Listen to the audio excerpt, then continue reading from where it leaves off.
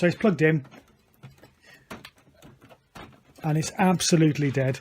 Start button, eject button, sync button, nothing at all. Console's plugged in and it's dead. So we're going to have to take a look at the console inside, because we know for a fact that our power supply works okay with the Xbox One original. If you know that the power supply is okay, then there's something inside the machine that's a problem. So we need to open it up and take a look.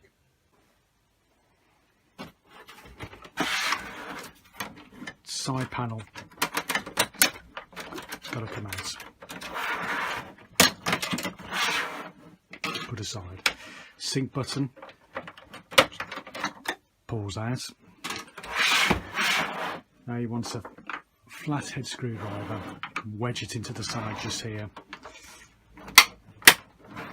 Make a little gap, pull the console round, and we're going to get the screwdriver into here and flip it open all the way along here, being careful not to scratch the top cover.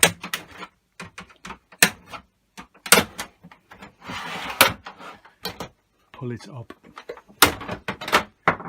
till you hear the click, turn it back round again, and carefully we've got to take the faceplate off, bearing in mind it's still attached to the RF board underneath with the cable, so be careful not to rip the cable.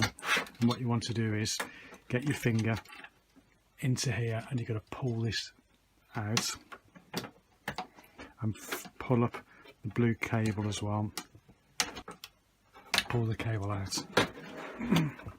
Discard the cover. So the first thing to do is to check the faceplate. So it's going to remove the faceplate off the top cover. It's going to inspect the faceplate for any breakages in the cable. This looks okay, it looks like it should work, but the only way to be on the safe side with this is to try with a replacement faceplate that you know for a fact is working. That's going to be my first port of call. Also, just check inside the console for the capacitors, which are these things here. Just looking to see whether any of them are distended, which means they've kind of bulging at the top, which means they may need replacing.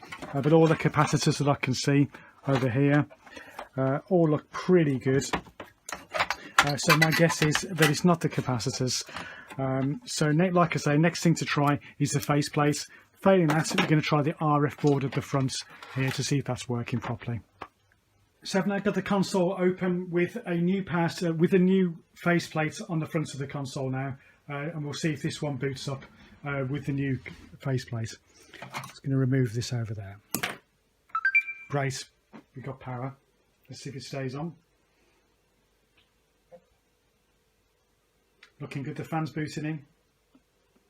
We've got a picture on the screen. So it's looking pretty good that we've prepared this console. We've given it a good clean out. We've changed the faceplate on the front for a replacement faceplate. One more thing to do is obviously wait to make sure that the desktop boots up okay. And we're also going to test with a disk as well, just to make sure it's working properly. So we're going to put the faceplate back into position first of all. So this connector here has got to go into this here.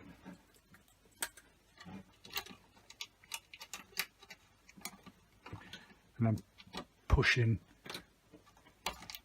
That's it, that's now secure. This faceplate has got clips all the way along. Make sure it clips in to the corresponding positions on the bottom cover, and it should fit in properly like that, okay? Top cover. Make sure it's slotted in at the back in the correct place.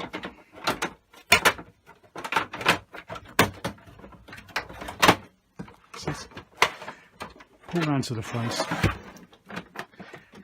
and then make sure that these slots here fit underneath the corresponding position on the top cover. And here it click into place properly. Put the sync connector back in on the side grille back into place.